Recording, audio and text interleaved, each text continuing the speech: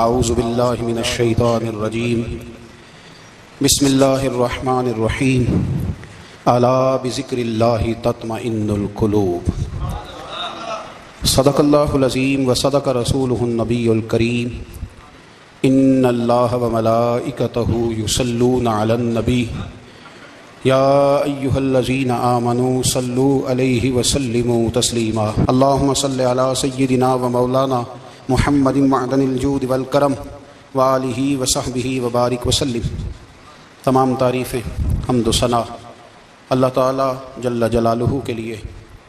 زاں بعد درود و سلام نبی اکرم نور مجسم شفیع معظم احمد مجتبیٰ جناب حضرت محمد مصطفیٰ صلی اللہ تعالی علیہ وسلم کی ذات والا صفات کے لیے حمد و صلات کے بعد قرآن مجید نے ارشاد فرمایا الا بذکر اللہ تطمئن القلوب، فرمایا خبردار ہو جاؤ اللہ کے ذکر میں ہی دلوں کا اطمینان ہے، اللہ کے ذکر میں دلوں کا چین ہے۔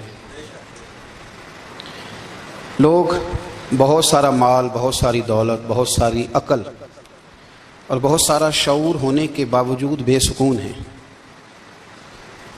جس چیز نے زمانے کو تکلیف میں مبتلا کر دیا ہے اور جو چیز ڈھونڈنے سے نہیں ملتی وہ اطمینان ہے، وہ قرار ہے۔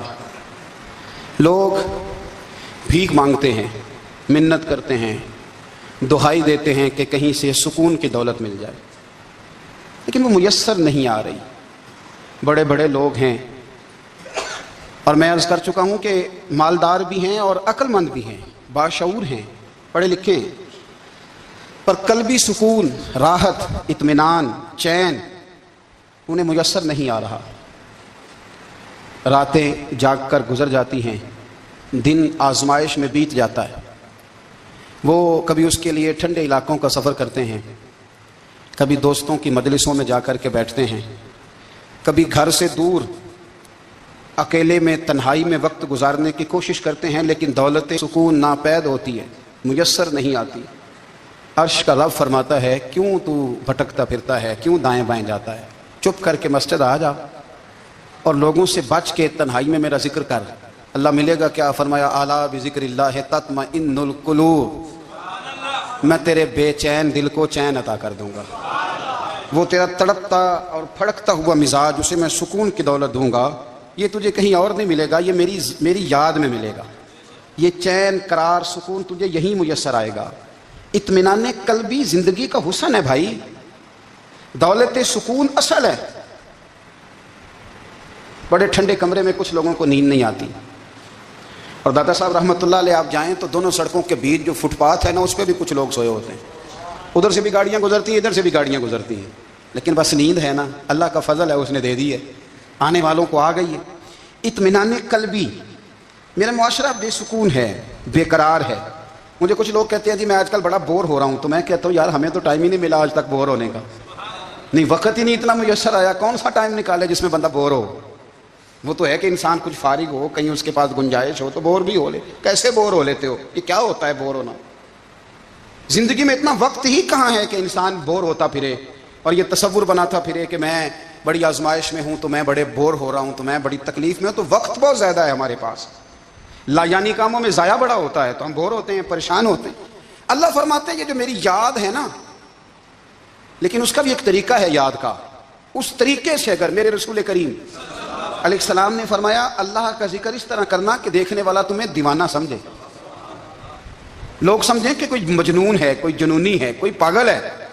یہاں اللہ تعالیٰ معاف کرے، آپ ذکر کی مجلس چھیڑیں، آپ ناز شریف کی مجلس چھیڑیں تو بہت سارے لوگ پروفیسر بن جاتے ہیں، وہ ساری نہیں ہلاتے، ان کی زبان ہی حرکت میں نہیں آتی۔ حالانکہ رب کریم کا ذکر اس طرح کرو کہ دیکھنے والا تمہیں دیوانہ سمجھے، کہیں اور کھونے کی ضرورت ہی نہیں۔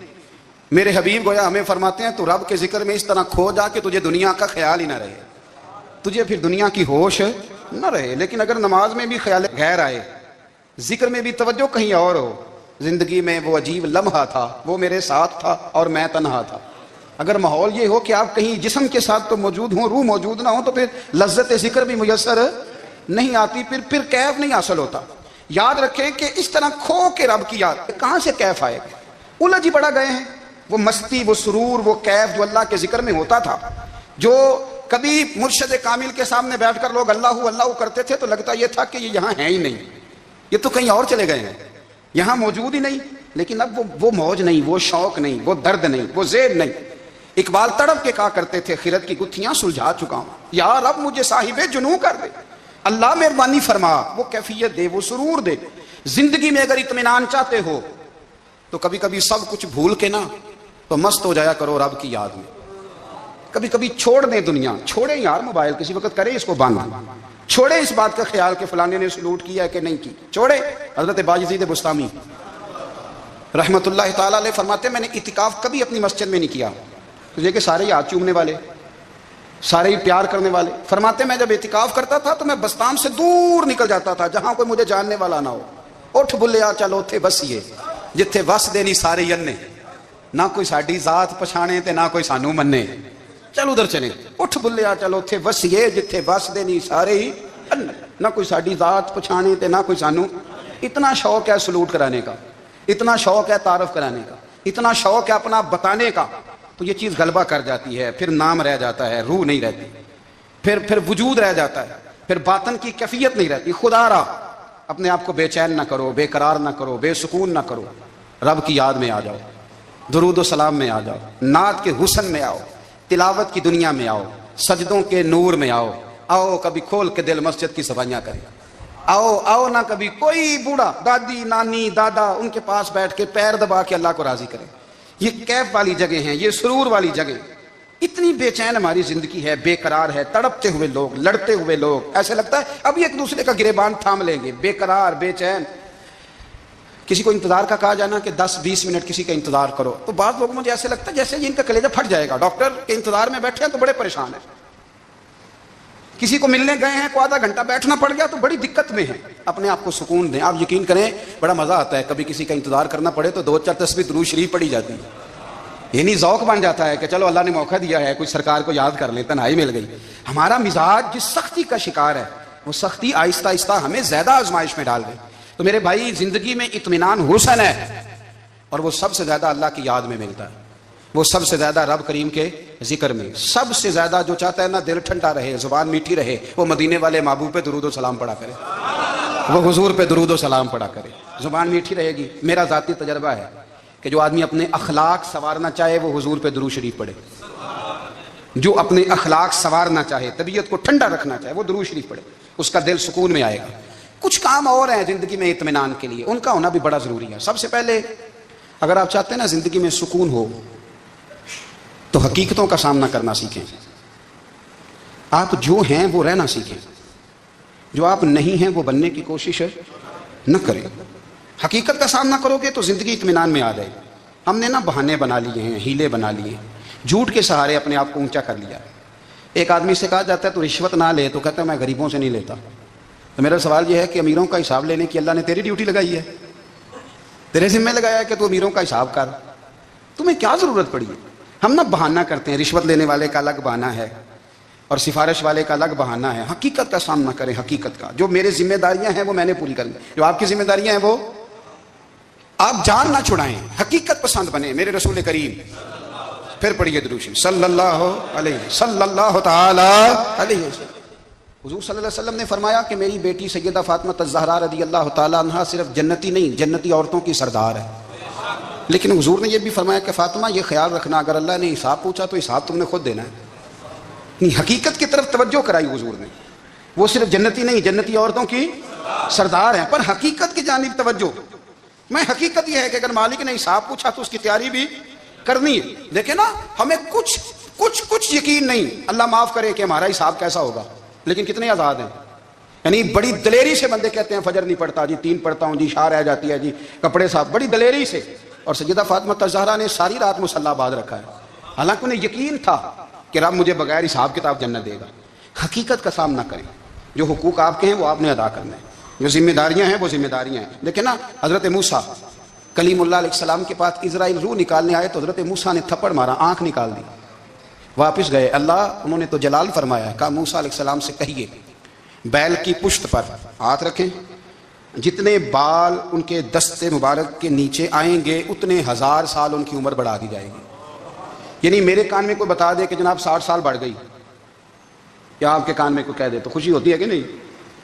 لیکن یہ حقیقت پسندی نہیں، اس لیے کہ 60 بھی گزر جائیں گے، 70 بھی، یہ حقیقت نہیں۔ حضرت موسیٰ کلیم، چلے میں مثال دیتا ہوں، سمجھ لے 10 بال، حالانکہ بہت زیادہ آتے ہوں گے، 10 بال اگر حضرت موسیٰ کے ہاتھ کے نیچے آئے تو 10,000 سال تو عمر بڑھ گئی نا۔ 10 یعنی 10 سال نہیں، 10 100 نہیں، 10 بہت زیادہ تھی نا۔ حضرت موسیٰ کلیم اللہ علیہ السلام سے آ کے عرض کیا گیا حضور بیل کی پشت پر ہاتھ رکھیں، جتنے آپ کے ہاتھ کے نیچے بال آئیں گے اتنے 1000 سال عمر بڑھ جائے گی۔ تو حضرت موسیٰ نے حقیقت پسندی والی بات کی، فرمایا پھر کیا ہوگا؟ 10,000 سال کے بعد پھر کیا ہوگا؟ کہ حضور جانا تو پھر بھی ہے، فرمایا پھر ابھی چلتے ہیں۔ اگر جانا ہے نا، جانا ہے تو پھر، اگر جانا ہے تو پھر ابھی۔ اور سجنوں اگر نماز پڑھنی ہے تو ابھی کیوں نہیں؟ اگر داڑھی رکھنی ہے تو پھر رمضان کا انتظار کیوں کریں؟ ابھی کیوں نہیں؟ اگر سچ بولنا ہے تو پھر، اگر رزق حلال کھانا ہے تو پھر انتظار کا ہے گا۔ حقیقت ہوتی ہے، بہانہ ہوتا ہے، حقیقت چھپ نہیں سکتی بناوٹ کے اصولوں سے، کیونکہ خوشبو آ نہیں سکتی کبھی کاغذ کے پھولوں سے، یہ بات یاد رکھیں۔ اگر جانا ہے تو حضرت کلیم فرمانے لگے پھر 10,000 سال کے بعد بھی جانا ہے تو آج بھی۔ ہمیں بے قراری زندگی میں اس لیے کہ ہم حقیقت پسند نہیں، ہم بہانوں میں، ہم ہواؤں میں جیتے ہیں، ہواؤں میں، خیالات میں زندگی گزارتے ہیں۔ بڑا ٹائم پڑا ہے، مثلاً کتنا میرے رسول کریم صلی اللہ تعالیٰ علیہ وآلہ وسلم نے ایک دن صحابہ سے فرمایا تمہیں حیا نہیں آتی؟ حضور کیا ہوا؟ فرمایا وہ والے مکان بناتے ہو جن میں تم رہ نہیں سکتے، وہ والا مال جمع کرتے ہو جو کھا نہیں سکتے، حیا نہیں آتی؟ عرض کی حضور حکم کریں تو محبوب فرمانے لگے جوتے کا ایک تسمہ بند کرتا ہوں تو سوچتا ہوں دوسرا بند کرنے سے پہلے موت آ جائے گی، ایک سانس اندر جاتی ہے تو دوسرا آنے سے پہلے میں یاد کرتا ہوں کہ مجھے دنیا سے جانا ہے۔ تمہیں حیا نہیں آتی؟ وہ مکان بناتے ہو جن میں رہ ہی نہیں سکتے، وہ مال جمع کرتے ہو جو کھا۔ حقیقت پسند نہیں بھائی ہم۔ بہت سارے لوگ ہیں بڑی باتیں سناتے ہیں، بڑی، میں کہتا ہوں اصل میں نا زیادہ باتیں سنا کے نا بیچارہ اپنے آپ کو مطمئن کرنا چاہتا ہے، اصل بات یہ ہے کہ اندر سے نا ہلا ہوا ہے، کچھ بھی نہیں، بڑا زیادہ ہنستا ہے اور مجھے لگتا ہے کہ کوئی گہرا زخم چھپا رہا ہے۔ اس لیے ملمہ سازی، حقیقت پسند بنو، حقیقت پسند۔ یاد رکھنا من ترک صلاۃ متعمدا فقد کفر، میرے رسول نے حقیقت بیان کی، فرمایا جس نے ایک نماز بھی جان بوجھ کے چھوڑی اس نے رب کے رب ہونے کا انکار کیا، اس نے کفران نعمت کیا۔ یہ حقیقت ہے، کوئی کلیریفیکیشن نہیں، کوئی وضاحت نہیں۔ جو نماز نہیں پڑھتا جھوٹ بولتا ہے، غلط بیانی کرتا ہے۔ جو شخص رزق حرام کما کے کہتا ہے کہ اس کے بغیر گزارا نہیں چلتا، وہ جھوٹ بولتا ہے، اس لیے کہ رب فرماتا ہے جب تجھے پیدا کیا ہے تو تیرا رزق میرے ذمہ ہے۔ اللہ فرماتا ہے کہ لا یکلف اللہ نفسا الا وسعها، میں کسی پر وہ بوجھ نہیں ڈالتا جو اٹھا نہ سکے۔ نماز فرض کیا اس کا مطلب ہے ہم پڑھنے کے قابل ہیں، اس نے ہمارے ذمہ داریاں لگائی ہیں تو مطلب یہ ہے کہ ہم ذمہ داریاں ادا کرنے کے قابل ہیں، ورنہ وہ کہتا ہے میں وہ بوجھ ڈالتا ہی نہیں جو تجھ سے اٹھایا نہ جائے۔ اگر چاہتے ہو کہ زندگی میں اطمینان ملے تو خدا را حقیقت پسند والی زندگی گزارو۔ یہ فضاؤں میں زندہ رہنا، ہواؤں میں، اللہ بڑا معاف کرنے والا ہے، اللہ بڑا کریم ہے معاف کر دے گا، تو بھئی یہ بات صحابہ کو بھی پتا تھی، یہ اہل بیت کو بھی خبر تھی، تو وہ تو ایک ایک بات کا لحاظ کرتے تھے۔ یہ غوث اعظم کو بھی پتا تھی، یہ ان کے والد کو بھی پتا تھی، جنہوں نے کسی کا ایک سیب کھا لیا تھا تو 12 سال اس کے گھر میں نوکری کرتے رہے، انہیں نہیں پتا تھا اللہ بڑا کریم ہے معاف کر دے گا، ایک سیب ہی ہے نا۔ تو حقیقت پسندی آپ کو سکون دے گی، اور اگر آپ نے اپنے آپ کو غیر مطمئن کیا ہوا ہے، بات کچھ اور ہے، اور آپ نے اپنے آپ کو ڈال کسی اور طرف لیا ہے، تو پھر آپ کو سکون مل سکتا؟ سکون حقیقت پسندی میں، اصل میں سکون ہوتا ہے، اداکاری میں سکون نہیں ہوتا۔ تیسری بات سنیں، اگر آپ چاہتے ہیں زندگی میں مطمئن رہیں تو دنیا داروں سے امیدیں توڑ دیں، اللہ اور اس کے رسول سے امید وابستہ کریں، اولیاء اللہ سے امیدیں وابستہ کریں، صحابہ اور اہل بیت سے امیدیں، اللہ اور اللہ والوں سے امیدیں، دنیا داروں سے امیدیں۔ آپ کو پتہ ہے دنیا دار کی تباہی کب ہوتی ہے؟ جب انہیں خوش آمدی مل جاتا ہے۔ چودھری کا بیڑا اس وقت غرق ہوتا ہے جب اسے چودھری کہنے والے زیادہ ہو جاتے ہیں۔ سیٹھ صاحب اور نواب صاحب بیچارے تباہ تب ہوتے ہیں بھولے پن میں، جب ان کے دائیں بائیں ریلا ہوتا ہے سیٹھ صاحب کہنے کا، لوگ انہیں کھانا چاہتے ہیں، پیار ان کا نہیں ہوتا، ان کی جیب کا ہوتا ہے،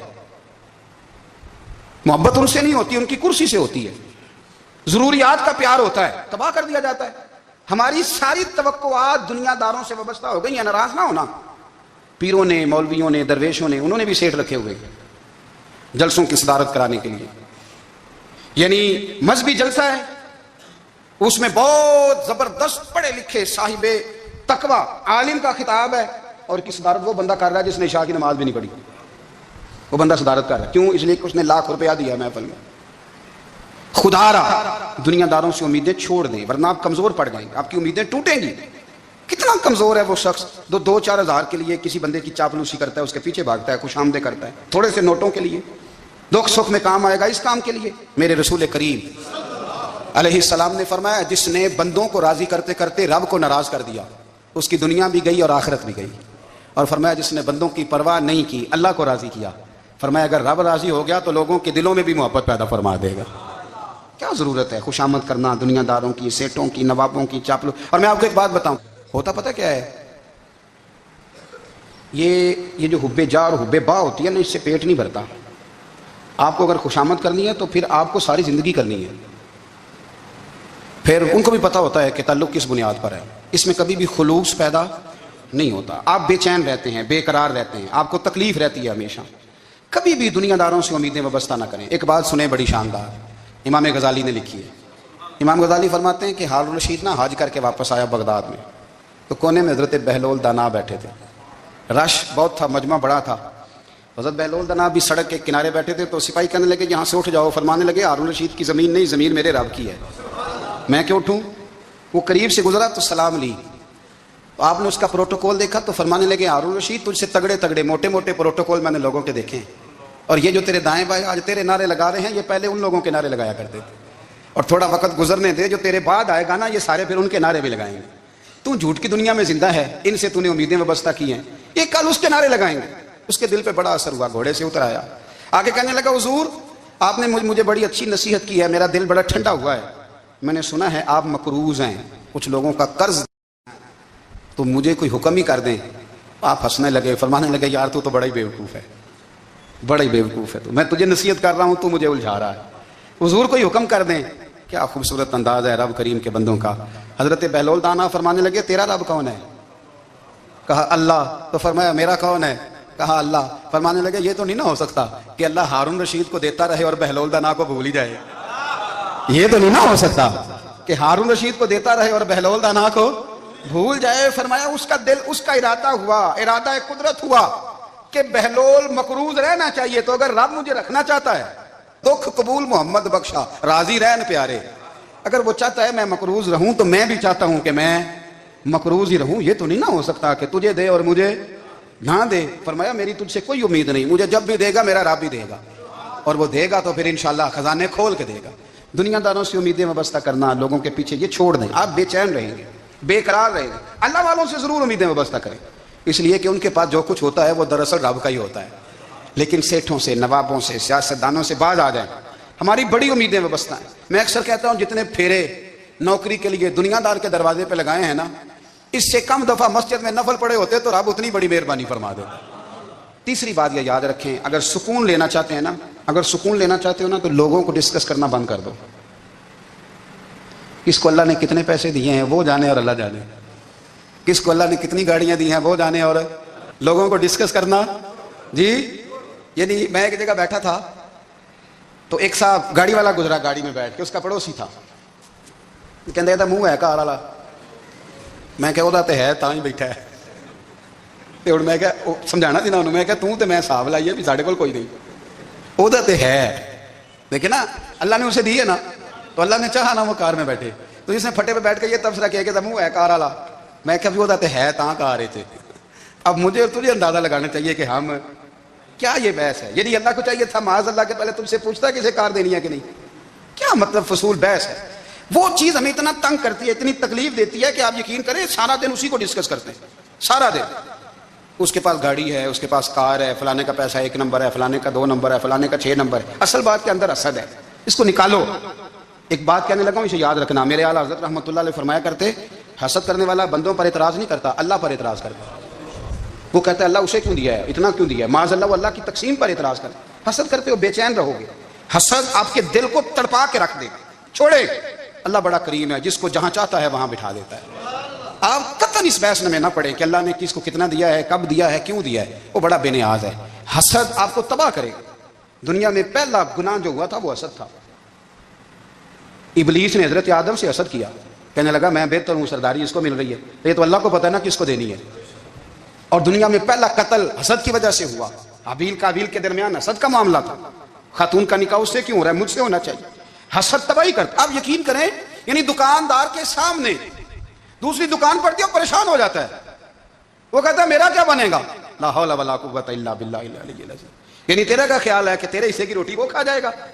اتنا چھوٹا دل. یعنی تیرا موقع یہ ہے کہ تیرے حصے کا نصیب اس تک چلا جائے گا. یہ تیری خواہش ہے ایک دوسرے کی کمزوریاں بیان کرنا. اس کا تو مال ہی ناقص ہے جی، اس کے تو پاس ہی کچھ نہیں. یہ تو کمزور لوگوں کا طریقہ ہے. میرے رسول کریم علیہ الصلوۃ والسلام گزر رہے تھے، پت جھڑ کا موسم تھا، خزاں کا موسم تھا، درختوں کے پتے جھڑ رہے تھے. صحابہ کو ساتھ لے کے حضور گزرے اور ایک درخت کی ٹہنی کو پکڑ کے حضور نے ہلایا. صحابہ فرماتے ہیں کہ چھم چھم اس کے پتے گرے، زمین پر ڈھیر لگ گیا. حضور نے فرمایا دیکھا تم نے کیا ہوا؟ حضور ہاں. فرمایا کتنی تیزی سے پتے جھڑے ہیں، صرف تنا رہ گیا ہے اور خالی ٹہنیاں رہ گئی ہیں، کوئی حسن بچا ہے؟ حضور نہیں.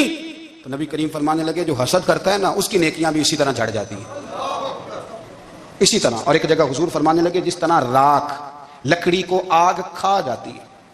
پائی تے میں تو وڈا برا نہ کوئی، جد میں اندر جھاتی پائی میں تو برا نہ کوئی، چنگے بندے دی. جس طرح لکڑی کو آگ، جب آگ کھا جائے تو پھر لکڑی کو لکڑی نہیں کہا جاتا، راکھ کہا جاتا ہے، کوئلہ کہا جاتا ہے. اس کی اصل باقی یعنی اسے کھائی جاتی ہے. تو حضور علیہ الصلوۃ والسلام فرمانے لگے جس طرح آگ لکڑی کو کھا جاتی ہے، فرمایا اسی طرح حسد نیکیوں کو کھا جاتا ہے. نیکیاں رہتی نہیں. حسد کرنے والے کے پاس نیکیاں یعنی ان کی اصل شکل موجود، کبھی بھی حسد نہیں کریں. اللہ کی تقسیم ہے، جس کو چاہے جب چاہے جتنا چاہے عطا کرے. اور چوتھی بات میرے بھائی، کبھی بھی بغض نہ پیدا کریں. بغض والے لوگ بے سکون رہتے ہیں. بہت ساری کمزوریاں ہمارے اندر ہوتی ہیں نا، پھر اللہ ہماری روزی تو نہیں نہ بند فرماتا. یہ تو نہیں کہتا کہ زمین سے نکل جاؤ. اگر یہی والا معاملہ ہو جو ہمارا ہے کہ شادی پہ اس نے میرے ساتھ برا سلوک کیا تھا اب ساری زندگی بغض رکھنا ہے. اگر یہی معاملہ فرشتے اللہ کی بارگاہ میں کہیں کہ یا اللہ اس نے فلانے دن شراب پی تھی اب اس کو زمین میں نہیں رہنے دینا، نظام زندگی چلے گا؟ تو اگر اللہ ہمیں معاف کرتا ہے تو ہم بندوں کو معاف کیوں نہیں کرتے؟ آپ یقین کریں اتنی لمبی عداوتیں، اتنا لمبا حسد، اتنا لمبا بغض، اتنا لمبا. حدیث میں نے پڑھی میں حیران رہ گیا. میرے نبی کریم علیہ الصلوۃ والسلام نے فرمایا اپنی بیوی سے کبھی بغض نہ رکھنا. اگر اس کی ایک بات ناپسند ہو تو اسے چھوڑ کے وہ بات دیکھو جو تمہیں پسند ہے. میں اس حدیث کو پڑھ کے سوچنے لگا کہ کیا بیوی کا بھی بغض رکھتے ہیں لوگ؟ اب حضور نے کہا ہے تو اس کا مطلب ہے لوگ بیوی کا بغض بھی رکھتے ہیں. اب اس پر استدلال کر کے مجھے کہنا پڑے گا کہ سسرال والوں کا بغض بھی رکھتے ہیں. کہنا پڑے گا کہ بھائی کے سسرال والوں سے بھی بغض رکھتے. اس حدیث کی روشنی میں سمجھا کہ لوگ بھابھی کا بغض رکھتے ہیں. بغض ورنہ عادتیں تو ہماری بھی کئی بری ہوتی ہیں. اگر عادات ایک وجہ بنے اختلاف کی تو عادتیں تو ہماری بھی کئی بری ہیں، لیکن ہم اپنی بری عادتوں سمیت اپنے آپ سے پیار کرتے ہیں اور سامنے والے کی ایک بھی عادت بری ہو تو اس سے بغض رکھتے ہیں. بغض نہ پیدا کریں. میرے نبی پاک علیہ الصلوۃ والسلام نے فرمایا کچھ چیزیں تمہارے دین کو مونڈ ڈالیں گی، تباہ کر دیں گی، کاٹ دیں گی. حضور کون سی؟ فرمایا حسد، تکبر اور بغض. یہ تمہارے دین کو تباہ کر دیں. ہم بے چین اس لیے ہیں کہ ہم نے بہت سارے لوگوں کا بغض پالا ہوا ہے اور ہر فیلڈ میں سیاستدان نے سیاستدان کا، ذاتیات پر اتر کے بات کرتے ہیں. معزز ترین لوگ، تاجر نے تاجر کا، اللہ ماشاء اللہ بعض جگہ پہ اہل علم بھی ایک دوسرے سے عداوت رکھتے ہیں. خدا را دل رب کریم کے آنے کا ٹھکانہ ہے.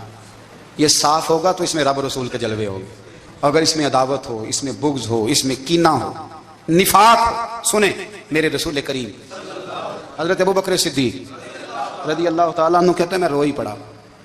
مکہ فتح ہوا نا تو اکرمہ بن ابو جہل نے پیغام بھیجا کہ میں نا کلمہ پڑھنے کے لیے آ رہا ہوں. وہ بات لمبی ہے، میں موضوع پہ رہنا چاہتا ہوں. کہتے ہیں جب وہ آنے لگا نا تو نبی پاک نے ہم سب کو بلایا. ہم حاضر خدمت ہوئے تو حضور فرمانے لگے کہ اس کے باپ نے نا بڑا ظلم کیا ہے ہمارے ساتھ. ابو جہل نے بڑا ستایا ہے، بڑی تکلیف دی ہے. آپ مجھے بتلائیں کہ وہ ایک دفعہ کسی شادی پہ بحث ہوتی ہے بیوی کے بھائی کے ساتھ، پھر ساری زندگی اس بیچارے کو معافی. وہ 10 دفعہ گھر آتا ہے معافی مانگنے پر سوال ہی نہیں پیدا ہوتا. میں ہو مجھے ہی کہہ دیا، یعنی پھر مجھے ہی کہہ دیا آپ نے اور میری شان میں بے ادبی اور پھر میں معاف کر دوں. توبہ توبہ توبہ، یہ کیسے ہو سکتا ہے؟ میری ناک نیچی ہو جائے گی اور آپ نے مجھے کہہ دیا. سوال ہی نہیں پیدا ہوتا. اور یہ رونا میں اکثر ہوتا ہوں کہ شادی والے دن داماد صاحب کا زیادہ دماغ خراب ہوتا ہے. جب چھوٹی سالی کی شادی ہوتی ہے نا اس دن اس کو بخار چڑھتا ہے, کوئی اس کو کان میں کہتا ہے تیری عزت نہیں کر دے, اس دن اس کا دماغ خراب ہو جاتا ہے, بچے اٹھا کے نکل آتا ہے, وہ بیچارہ سسر منتیں کر رہا ہوتا ہے کہ تیری مہربانی آ جا, یہ عزت کرا رہا ہے. تو میں نے کہا احتجاج کر کے جو عزت کرائی جاتی ہے وہ عزت نہیں ہوتی. ہاں ہاں, یہاں مانگ کے عزت لیتے ہیں لوگ, یا احتجاج کی کوئی عزت ہے؟ آپ کے اندر کمالات اتنے ہوں کہ آپ کی عزت کرنے کو دل چاہے, یعنی مزہ آئے, یعنی لطف آئے, یعنی آپ دور بیٹھے ہوں تو کسی کا دل کرے آپ کو اسٹیج پہ بلانے کے لیے. یہ کیا بات ہوئی کہ چھائے جانا اور بھاگ کے آگے جانا؟ ان سے نکلیں. اکرمہ بن ابو جہل کلمہ پڑھنے کے ارادے سے آ رہے ہیں, حضور علیہ السلام نے صحابہ کو بلایا. کتنی زیادہ دعوت رکھی جا سکتی تھی معاذ اللہ, کب سے وہ چلا تھا ظلم کرنے, اور اس کے بعد اس کا بیٹا شروع ہو گیا. کتنی باتیں تھیں جو ناقابل معافی تھیں, پر کریم رسول نے ہمیں بتلایا ہے کہ سکون والی زندگی کہتے کس کو ہے.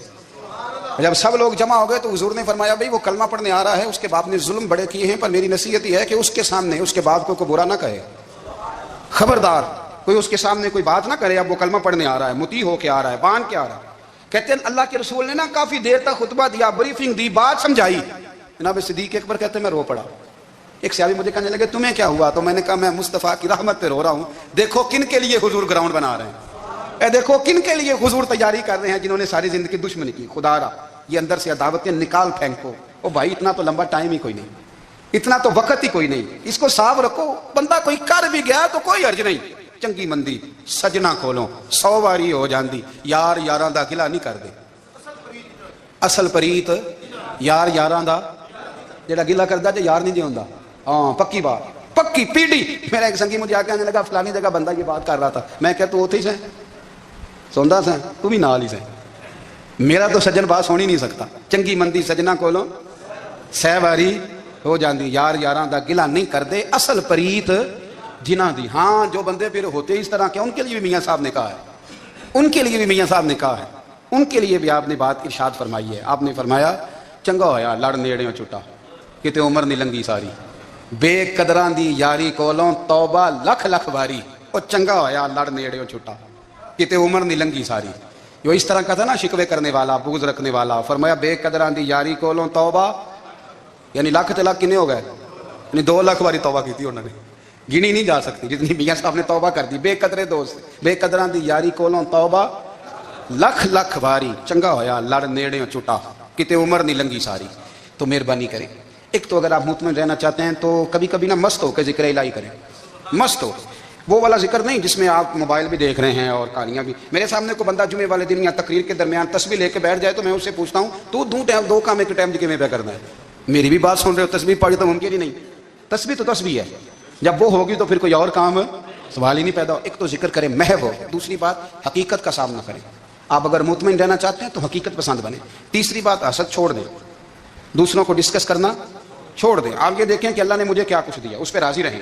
اور چوتھی بات عداوت چھوڑ دیں, سینے میں کینہ چھوڑ دیں. آپ کی زندگی مطمئن ہو جائے گی, آپ خوشحال رہیں گے. وہ جو آپ لفظ کہتے ہیں نا کہ میں بور ہوں, میں پریشان ہوں, اس سے آپ نکل آئیں گے. اللہ ہمیں محبوب کی غلامی میں زندہ رکھے. غلام